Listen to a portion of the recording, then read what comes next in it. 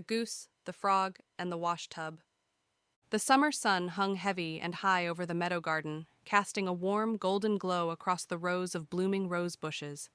It was the kind of afternoon where the air felt thick with the scent of damp earth and sweet-smelling flowers. Near the edge of the flower garden stood an old-fashioned Wringer washing machine, a sturdy relic of wood and iron that had been around for a long time. Perched atop the wooden frame of the Wringer sat Franklin the frog. Franklin was a creature of immense stillness. With his emerald green skin glistening in the light, he sat perfectly motionless, save for the occasional blink of his large golden eyes. To Franklin, wash day was the highlight of the week. He loved the cool, damp mist that drifted from the soapy tub and the way the sunlight caught the iridescent bubbles, making them look like tiny, dancing jewels as they floated far away into the breeze. Gertrude the goose, however, did not share Franklin's appreciation for the aesthetic of laundry. Gertrude was a whirlwind of white feathers and frantic energy. This morning her feathers were ruffled, and her orange beak was set in a line of pure determination. She didn't see dancing bubbles. What she saw was a mountain of work. "Out of the way, Franklin!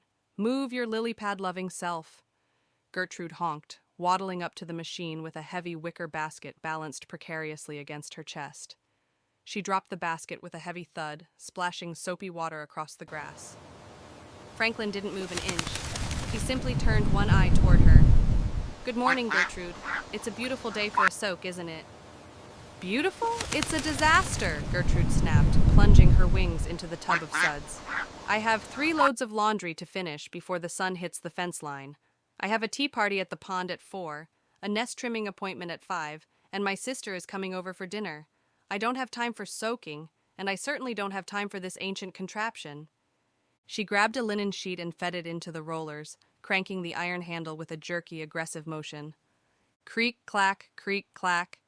"It takes an eternity to move one single sheet through these rollers," she complained, her voice rising an octave. "Why must everything be so slow? I have a million things I could be doing right now, and instead, I am stuck here, turning and turning and turning this old handle." Franklin blinked slowly, watching a particularly large bubble pop against a rose petal. "It's a fine machine, Gertrude. It served this garden for many years. It gets all the dirt out, and it presses the water away quite well, but only if you give it the time that it requires." "Time? Time is exactly what I don't have," Gertrude barked, ignoring him. Driven by her mounting anxiety, Gertrude reached into the basket and pulled out a heavy, double-layered, handmade quilt. It was soaked with sudsy water and weighed 5 times as much as the sheets. A more patient soul would have folded it carefully, or perhaps wrung it out by hand first, but Gertrude was finished with being careful. "I'll just force this through all at once," she muttered to herself. "If I can get the quilt done in one go, I'll make up for the time I lost on all the other laundry." She shoved the thick, heavy mass of wet cotton into the narrow gap between the rollers. She leaned her entire weight against the handle, cranking it with all her might. The machine gave a low, ominous groan. Come on, you stubborn bucket," she grunted. Creak! Thud. The handle suddenly refused to budge. The rollers had seized tight. The quilt was caught, half in and half out, bunched up into a giant, tangled mess of wet fabric and overflowing gray bubbles.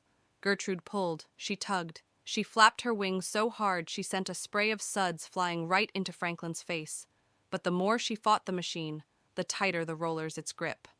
"Great! Just perfect!" Gertrude wailed, throwing her wings up in despair. "Now it's broken! I've broken the machine, I've ruined the quilt, and I'll never finish my laundry. My whole day is ruined." Franklin calmly wiped a bit of soap from his eye with his webbed toe. He hopped down from his perch, landing softly on the grass next to the base of the washer. He took a slow walk around the machine, inspecting the jammed rollers and scratching his head, and thinking. "The machine isn't broken, Gertrude," he said softly. "It's simply overwhelmed. You tried to force a gallon into a pint pot. You can't ask the world to move faster just because you're in a hurry." He pointed a small green finger at a small iron lever on the side of the frame. "Just try this reverse gear. Give the machine a chance to let go. Gertrude huffed, a stray feather sticking to her damp forehead. She reached down with a trembling wing and flipped the lever. Slowly, tentatively, she began to turn the crank in the opposite direction. With a steady, rhythmic click, click, click, the pressure began to ease. The rollers groaned one last time, and then, like a long-held breath being released, the quilt slid back out. It was damp and wrinkled, but entirely unharmed. Franklin hopped back up to his sunny spot atop the Wringer. You see? The machine knows its own speed. It has a rhythm, Gertrude. It's only you that is in a hurry. Gertrude stood still for a long moment, looking at the quilt and then at the peaceful frog. She took a deep breath, smelling the roses instead of the soap for the first time all day. She smoothed her ruffled feathers and, with a quiet sigh, picked up the edge of the quilt again. This time she folded it properly. She fed it into the rollers gently, one small section at a time. She turned the crank with a slow, steady, rhythmic motion. Creak, creak, creak. To her absolute surprise, the sound was almost musical. The rhythm was peaceful, almost like a heartbeat. As she stopped fighting the clock, her mind grew quiet.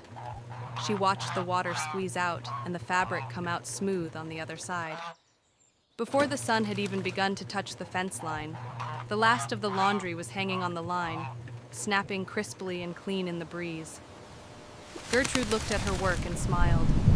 She still had plenty of time for her tea party. The moral: when we rush, we create our own obstacles. When we practice patience, the path clears itself. Patience is key.